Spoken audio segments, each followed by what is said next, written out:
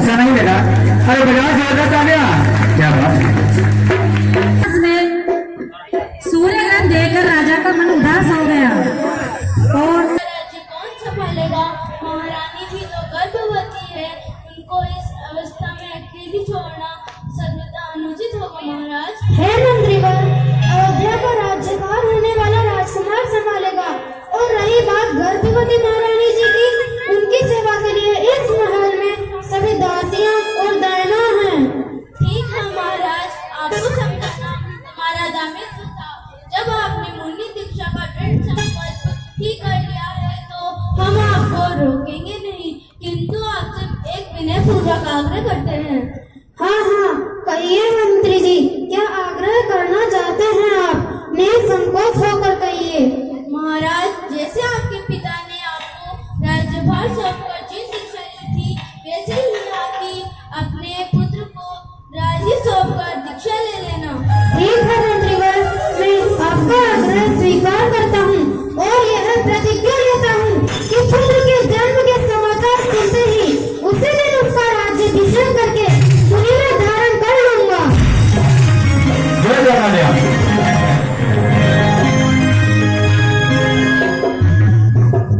इधर राजा कीर्तिदत्त यह प्रतिज्ञा लेता है कि जिस दिन पुत्र का जन्म का समाचार सुनते ही उसी दिन उसका राज्याभिषेक करके वे मुनिव्रत धारण कर। आखिर क्या बात है जो आज महारानी जी का चेहरा खिला खिला सा लग रहा है? लगता है महारानी जी आज हाँ सखी चंपा, महारानी ही नहीं बल्कि पूरी अयोध्या नगरवासी ही बहुत खुश है। और खुश क्यों ना हो, आखिर उनके राज्य का होने वाला उत्तराधिकारी जो जन्म लेने वाला है। क्या तुम्हें यह बात पता नहीं थी? तो सच कह रही है सखी, सारी अयोध्या नगरी वासी इस दिन का इंतजार कर रही थी कि कब उनका युवराज जन्म होगा। हाँ सखी, सभी अयोध्यावासी एक ही चर्चा कर रहे थे कि कितना भाग्यशाली होगा वह बालक जो हमारे महाराज और महारानी के यहाँ जन्म लेगा। सभी इसी शुभ दिन का पल के बिछाए इंतजार कर रहे हैं। महारानी की जय हो। क्या बात है दासी, अचानक हमारे विश्राम गृह में कैसे आना हुआ? कोई जरूरी बातें हैं क्या? महारानी जी, महाराज और मंत्री में जो चर्चा हुई वो आपसे कहने की हिम्मत नहीं हो रही है, समझ में नहीं आ रहा आपसे कैसे कहूँ। ऐसी कौन सी चर्चा हो गई जिसके कहने पर तुम इतना भयभीत हो रही हो? निसंकोच होकर कहो, आखिर बात क्या है? महारानी जी, महाराज ने प्रतिज्ञा ली है कि पुत्र के शुभ समाचार सुनते ही, पुत्र का राज्याभिषेक करते ही वो मुनिव्रत धारण लेंगे। नहीं नहीं, तू झूठ बोल रही है दासी। झूठ बोलने से पहले तू मर क्यों ही नहीं गई? चली जाए यहाँ से। नहीं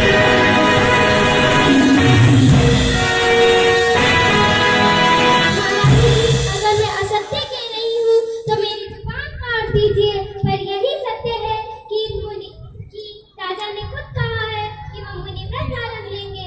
मैं चाहती सखी चमेली, महाराज ऐसा नहीं कर सकते। जिस पुत्र का उनको इतना बेसब्री से इंतजार था, वह उसे छोड़कर मुनि दीक्षा नहीं ले सकते। हे सखी चंपा, हे सखी चंपा, महाराज के बिना राज सिंहासन, राज्य और सारी अयोध्या नगरी सूनी सूनी सी लगेगी। महारानी जी, आप चिंता न करें। इस अवस्था में चिंता करने से आपके होने वाले पुत्र पर बुरा असर पड़ेगा। आइए, आप थोड़ा विश्राम कर लीजिए।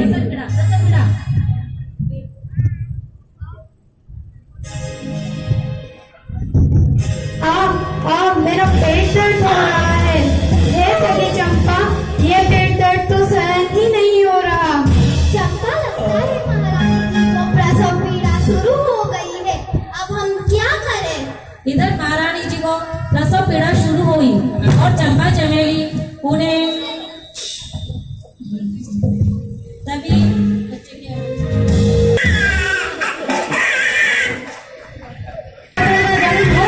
जय हो।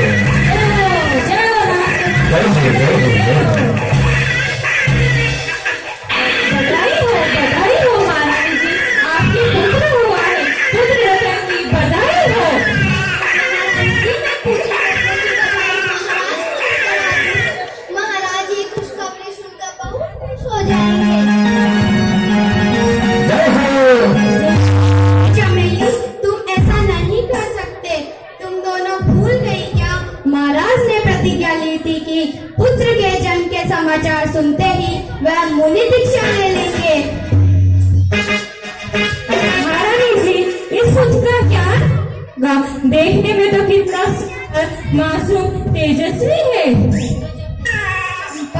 इस पुत्र का नाम होगा राजकुमार सुकौशल, यही इस पुत्र का नाम होगा। परंतु महारानी जी, हम इतनी बड़ी बात महाराज से कब तक गुप्त रखेंगे? एक न एक दिन तो उन्हें पता ही चल जाएगा कि महारानी ने पुत्र को जन्म दिया है। तब हो सकेगा, तब तक हमें ये बात महाराज से गुप्त ही रखनी होगी।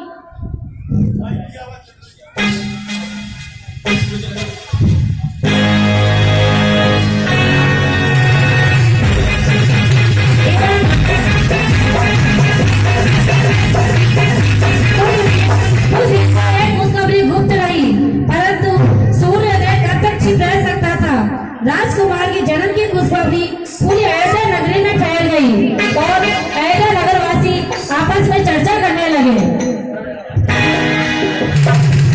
अरे मगरलाल, तुम्हें युवराज के जन्म की खबर हो गई क्या?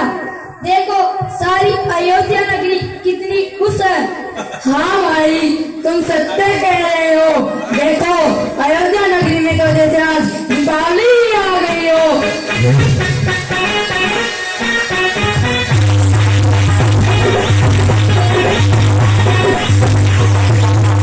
आपस में चर्चा कर रहे हो। अरे तुम आपस में किस खुशखबरी की चर्चा कर रहे हो? मुझे भी तो बताओ, वह खुशखबरी क्या है? अरे बहना, महारानी ने युवराज को जन्म दिया है। मन करता है कि सभी अयोध्यावासी मिलकर नृत्य करें। आई जगन्नाथ, क्यों न हम राज दरबार में जाकर राजा को युवराज की जन्म की बधाई देने चले। महाराज कुछ न कुछ पुरस्कार अवश्य देंगे। हाँ भाई, तुम सत्य कह रही हो। चलो, हम राज दरबार चलते हैं। इधर प्रजा सभी राज दरबार राजा को बधाई देने राज दरबार में जाते हैं।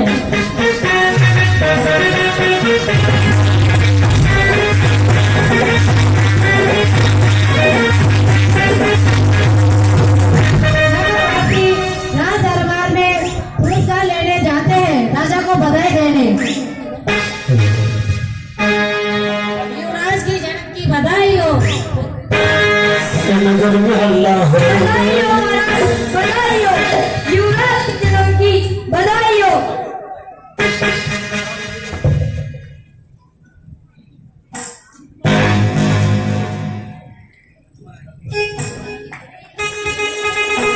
धन्य हो महाराज, धन्य हो। राजकुमार सुकौशल की जय हो।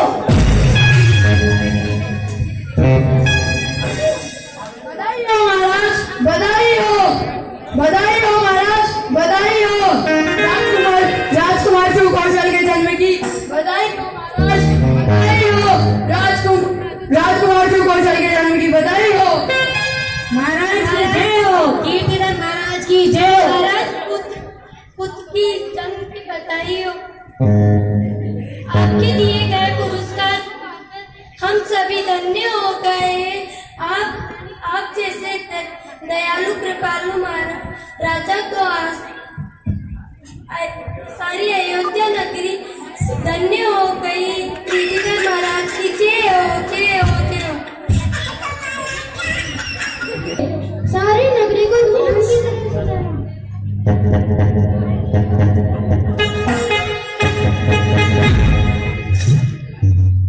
महारानी जी,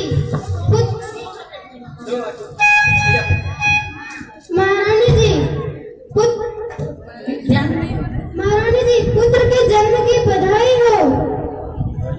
आपको भी बधाई हो महाराज। मंत्री जी, सारी नगरी को दुल्हन की तरह सजा दो, राजकोष खुलवा दो, गरीबों को मन चाहा दान दो, कोई भी दरवाजे से खाली हाथ न जाने पाए। राज नर्तकी पर नृत्य के लिए बुलाया जाए।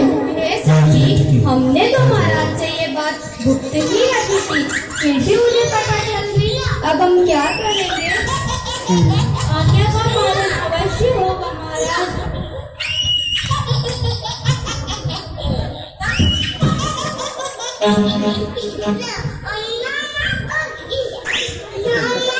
दादी जाओ, राजनर्तकी को नृत्य के लिए बुला के लाओ। जैसी आपकी आज्ञा मंत्रीवर, अभी मैं जाती हूँ, राजनर्तकी को बुला कर लाती हूँ।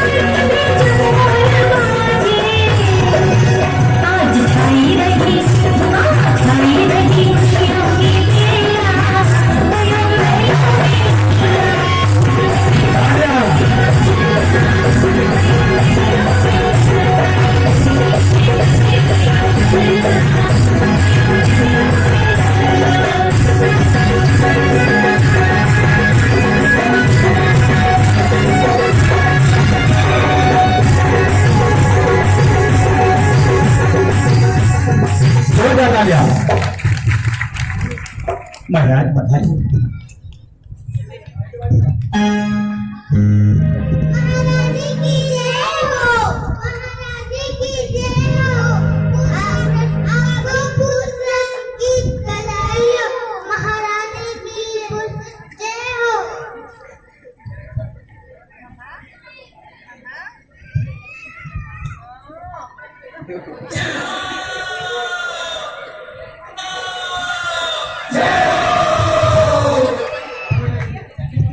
महारानी दोनों को बोला सहारा देती है।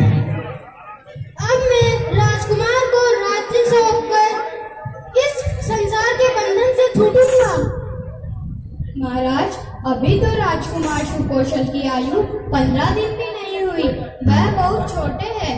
यदि आप दीक्षा ले लेंगे तो वह पिता के प्यार से वंचित हो जाएंगे।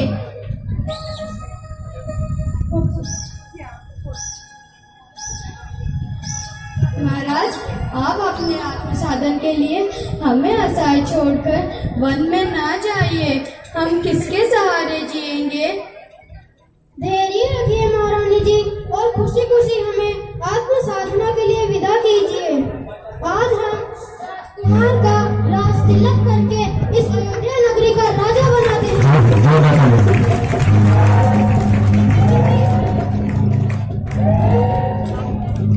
जब वो 15 दिन के हैं तो उधर राज तिलक करके वो मुनिव्रत धारण करने के लिए जंगल में चले गए। इधर रानी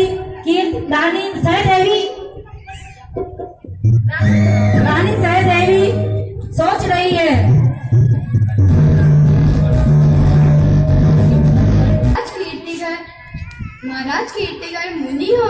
है। इस तरह मेरा पुत्र भी मुझे छोड़कर जिन दीक्षा न ले ले।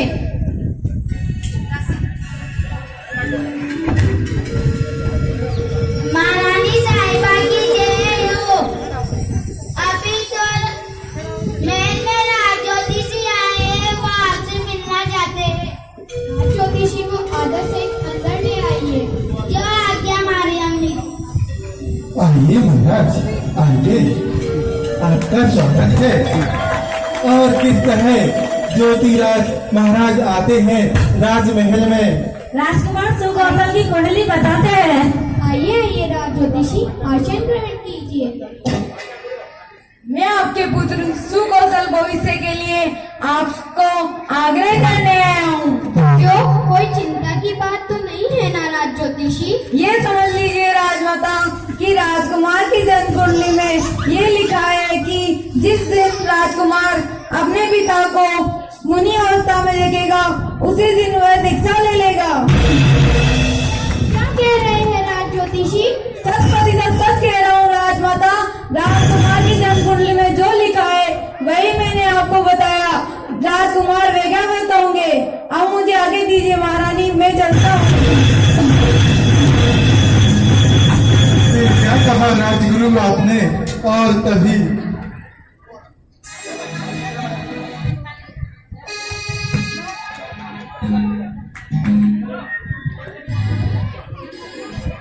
महल में प्रवेश करते हैं।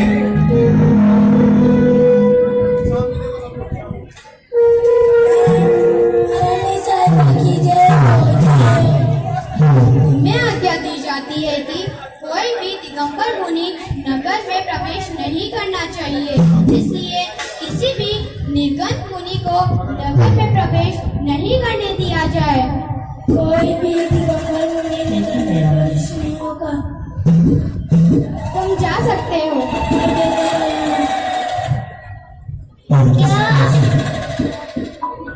नगरवासी पहरा देते हैं कि कोई मुनि हमारे नगर में ना आए। और जनानी क्या सोच रही है? राजकुमार वैराग्यवत है। राजवेगों में उनका मन नहीं रमता। वे सदा आत्मभावना की स्वरूप में लीन रहते हैं। कहीं वह भी अपने पिता की तरह जिन दीक्षा न ले ले। मैं ऐसा नहीं होने दे सकती। इसका एक ही कारण है, राजकुमार की शादी करा दी जाए। राजकुमार सुकौशल, कहाँ हैं आप? प्रणाम माता, क्या आज्ञा है? राजकुमार सुकौशल, हमने आपकी शादी राजकुमारी विचित्रमाला से तय कर दी है। आपको कोई ऐतराज तो नहीं है ना?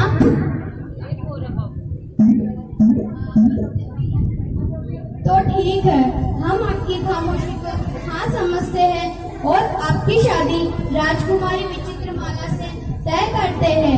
आपको ये रिश्ता पसंद तो है ना? ठीक है माँ, आपकी पसंद ही मेरी पसंद है।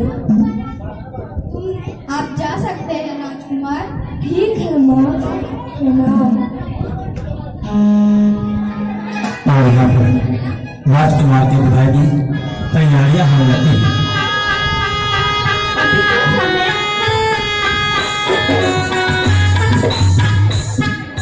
बहुत कम है और शादी बहुत शीघ्र आ गई है। मैं इतनी तैयारियां कैसे करूंगी?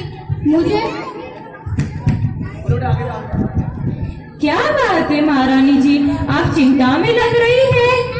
शादी राजकुमारी विचित्रमाला से तय कर दी है। हमें शीघ्र अतिशीघ्र शादी की तैयारियों में जुट जाना चाहिए।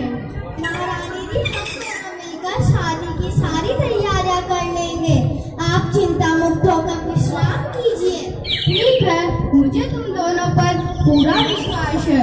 शादी में कोई कमी नहीं होनी चाहिए। ये तो खुशखबरी की बात है महारानी जी, युवराज की शादी की तैयारी शीघ्र होगी। सखी, समय बहुत कम है, हमें बिना देर करे शादी की तैयारियों में जुट जाना चाहिए। अगर राजा कीर्तिधर होते तो हमें किसी प्रकार की चिंता नहीं करनी पड़ती। चलो शीघ्र चलते हैं। राजमहल में शादी की तैयारियां होने लगती हैं, बधाइयां होने लगती हैं और किस प्रकार से बातें होती हैं।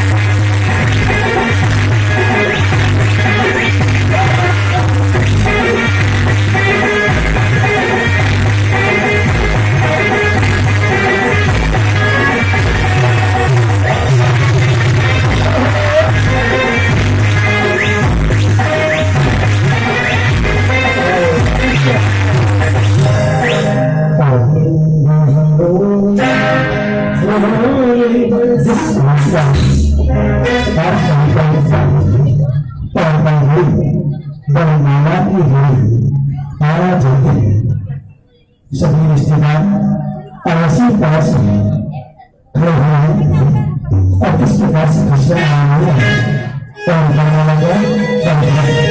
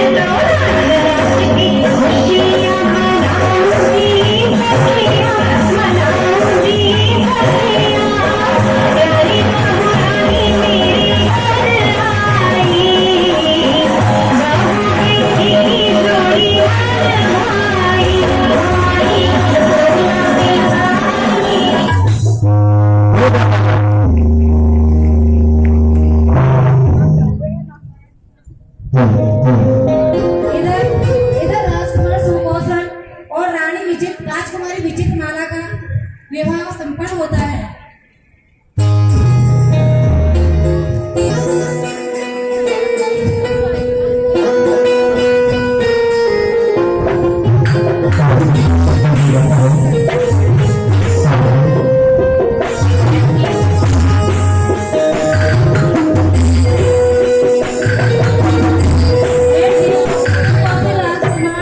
महल की छत पर खड़े होकर अयोध्या नगर की सुंदरता को देख रहे थे। उनकी माता सहदेवी और दाई माँ उनके साथ थी। अपनी अयोध्या नगरी कितनी खूबसूरत है। आप मुझे नगर में भ्रमण करने के लिए क्यों नहीं भेजती? मुझे भी अपने साथियों के साथ नगर भ्रमण की इच्छा होती है। नगर भ्रमण करने की क्या आवश्यकता है?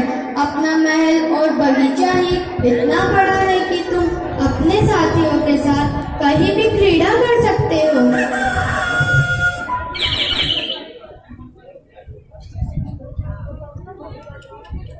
इधर राजकुमार सुकौशल अपने माँ से वार्तालाप करते हैं।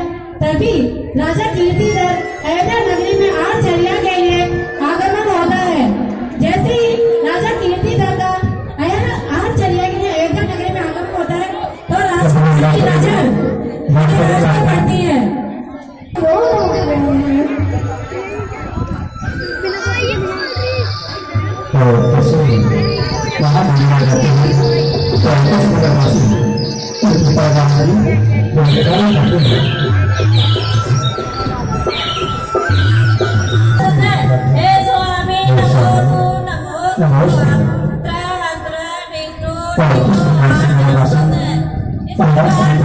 नगर में प्रवेश कर जाते हैं और राजकुमार की नजर पूरी रात में पड़ती है। माँ, यह आने वाला महापुरुष कौन है और उन्हें नगरी में जो नहीं आने देते? ये तो महाराज कीर्तिधर ही है, जिन्होंने 15 दिन के सुपोषण को छोड़कर चले गए थे। तब उन्हें दया भी नहीं आई थी। अब वह हमारी नगरी में क्यों आए हैं?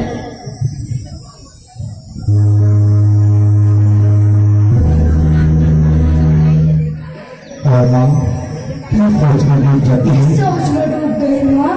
बताओ ना, वह आने वाले महापुरुष कौन है और उन्हें नगर में प्रवेश क्यों नहीं करने देते? पुत्र, वह कोई महापुरुष नहीं है, बल्कि नग्न तनधारी पुरुष है जो जबरदस्ती हमारी नगरी में घुसना चाहते हैं।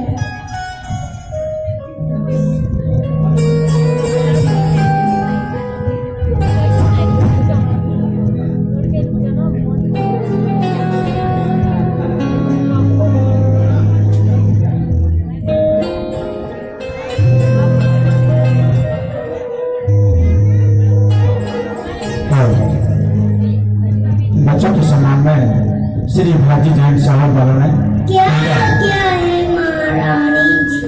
और श्री पाठशाला को 1100 रुपया पुरस्कार दिए हैं। हमें आज्ञा दी जाती है कि कोई भी निर्गंत मुनि नगर में प्रवेश नहीं करना चाहिए, इसलिए किसी भी निर्गंत मुनि को नगर में प्रवेश नहीं करने दिया जाए। आपकी आज्ञा का पालन अवश्य हो। तुम जा सकते हो।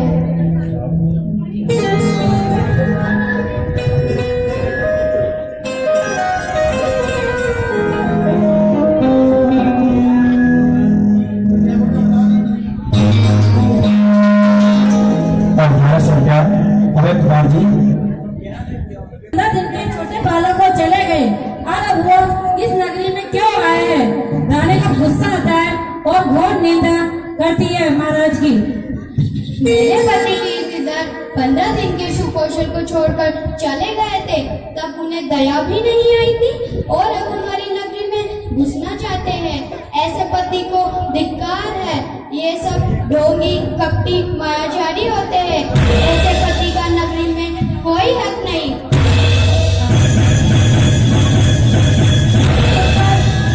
ये सुनकर दाई माँ को सहा नहीं जाता और उसकी आंखों में आंसू आ जाते हैं। अरे ये दुष्ट रानी साधु बने अपने स्वामी का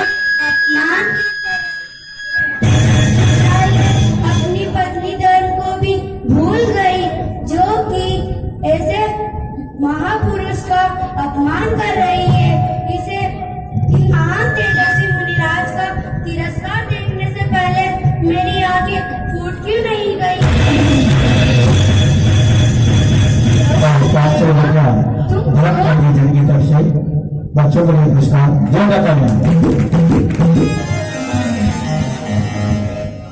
भरत गांधी नरेश कुमार जी की तरफ से 500 रुपये पुरस्कार। क्या हुआ धर्मा, तुम क्यों रो रही हो? और वह आने वाले महापुरुष कौन है और उन्हें नगर में प्रवेश क्यों नहीं करने दे रही है? बेटा ये महापुरुष नहीं, तुम्हारे पिताजी है। जैसे ही जब तू छोटा सा बालक था तभी तेरे पिताजी बैरागी धारण करके जैन साधु हो गए थे। आज उनके ही राज्य में उनके ही सेवक उन्हीं का अनादर कर रहे हैं, किंतु आज आए हुए साधु का अनादर नहीं हुआ, किंतु आज राजमाता द्वारा ही साधु का अनादर हो रहा है। राजमाता अपने पति को नग्न दिगंबर जैन साधु को मेला कुचेला भिखारी जैसा कहकर उनका तिरस्कार कर रही है। ये सब मेरी आंखों से देखा नहीं गया, इसलिए आंसू आ गए। क्या धर्मा, मेरे पिताजी है? यह भिखारी नहीं, यह तो महासंत महापुरुष है। हाँ बेटा, जब तू छोटा सा बालक था तभी तेरे पिता जी जैन साधु हो गए थे। आज वह आहार के लिए अपनी नगरी में पधारे हैं। अपनी नगरी में पधारे मुनिराज कभी वापस नहीं गए। महाभाग्य मेरे, जो मुझे महातेजस्वी मुनिराज के दर्शन हुए। धर्मा, आज मैं अपने आप को महाभाग्यशाली समझ रहा हूँ, जो मुझे महासंत महापुरुष दिगंबर मुनि श्री कृष्णपुर के दर्शन हुए। हाँ बेटा, भाग्यशाली प्राणियों को ही मुनियों के दर्शन आहार दान का अवसर मिलता है। पुत्र को राज्य सौंपकर जिन दीक्षा लेने की अपने असंख्यात पीढ़ियों से अपने वंश में चली आ रही है, यही तेरे पिता ने जिन दीक्षा धारण की थी। हाँ धर्मा, अब तक मैं इनके दर्शन से वंचित था, लेकिन अब मैं उनके दर्शन के लिए जा रहा हूँ। इतना कह के राजकुमार दर्शन के लिए नंगे सिर और नंगे पैर दौड़े जा रहे हैं।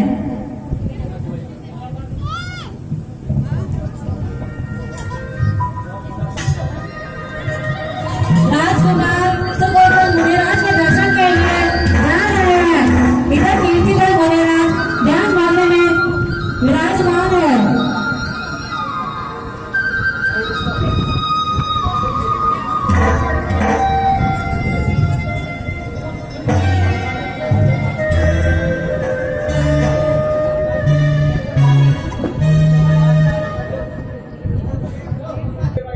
नमस्ते स्वामी, नमस्ते।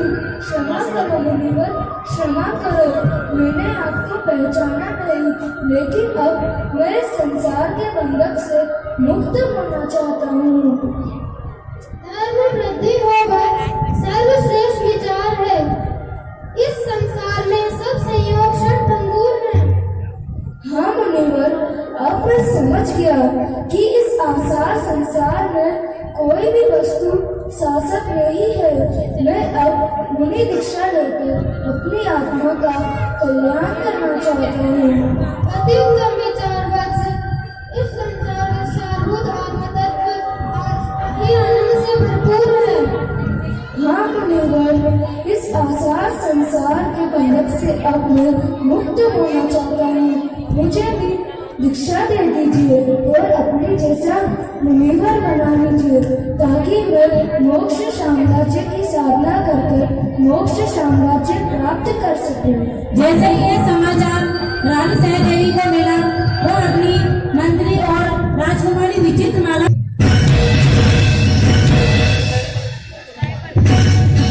जैसे ये समाचार राजकुमारी विचित्रमाला को मिलता है, तो राजकुमारी विचित्रमाला बोलती है, स्वामी, हे मेरे प्राणनाथ, ये मैं क्या सुन रही हूँ? क्या आप दीक्षा ले? हे प्रिय, अब मैं इस संसार के बंधक से मुक्त होना चाहता हूँ। मैं तो मोहनिंदा में सो रहा था, मुनिवर ने ही तो मुझे जगाया है।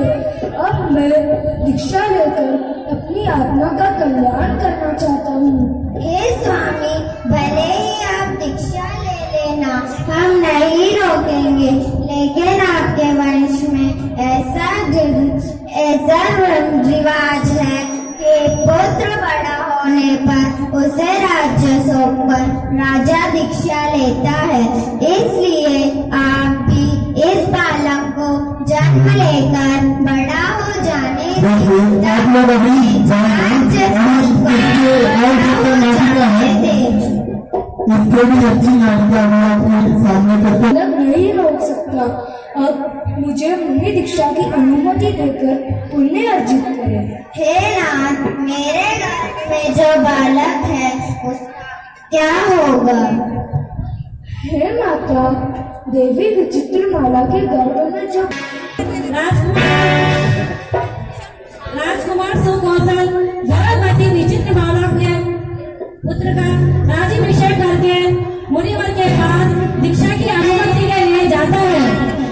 हे मुनिवर, कृपया कर मुझे दीक्षा की अनुमति दीजिए। ठीक है वत्स, यदि तुम दीक्षा लेना चाहते हो तो मैं तुम्हें दीक्षा की आज्ञा देता हूँ। सबसे पहले तुम्हें अपने शरीर पर पहने वस्त्र व आभूषणों का त्याग करना होगा। जैसे ही मुनिराज ने कहा कि तुम्हें अपने वस्त्र और आभूषणों का त्याग करना होगा, वैसे ही राजकुमार सुकौशल धीरे धीरे मुनिराज बनने के लिए अपने आभूषणों का और वस्त्र का त्याग करते हैं।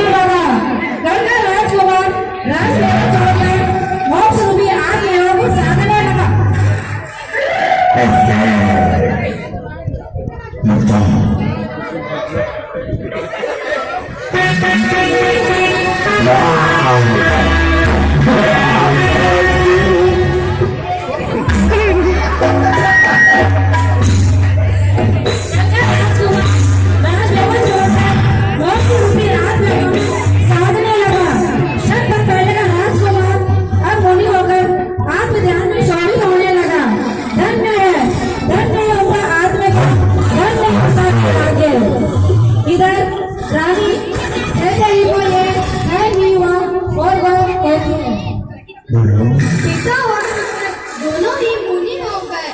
अंदर ये दोनों ही पाखंडी, योगी, मायाचारी, कपटी है।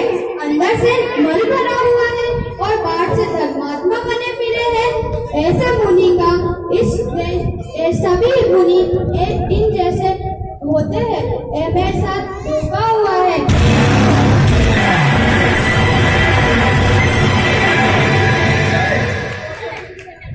राजकुमार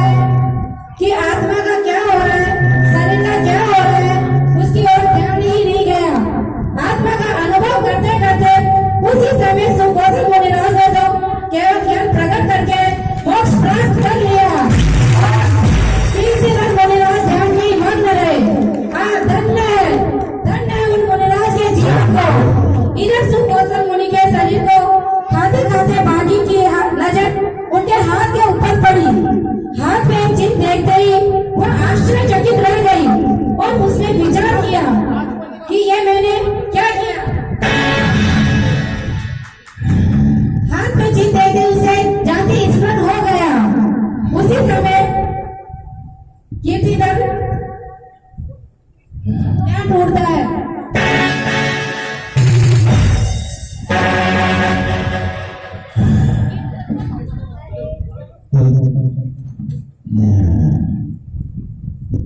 अरे भागिन, पुत्र के प्रति विशेष प्रेम के कारण ही तेरी मृत्यु हुई और उसी पुत्र के शरीर का तूने भक्षण किया। अरे इस मोह को धिक्कार। अब भागिन, तुम इस अज्ञान और क्रूर भाव को त्याग कर आत्मा का कल्याण करो। भागिन क्षमा याचना करती है और बोलती है कि हे प्रभु, मुझे क्षमा प्रदान करो। हे मुनिवर, अब मैं धर्म को धारण करती हूँ और मांस भक्षण का त्याग करती हूँ। वैरागी पूर्वक अरे ये तो मेरा पुत्र है, मैं इसकी माता। अरे मैं अपने पुत्र को ही मैंने खा लिया। हेलो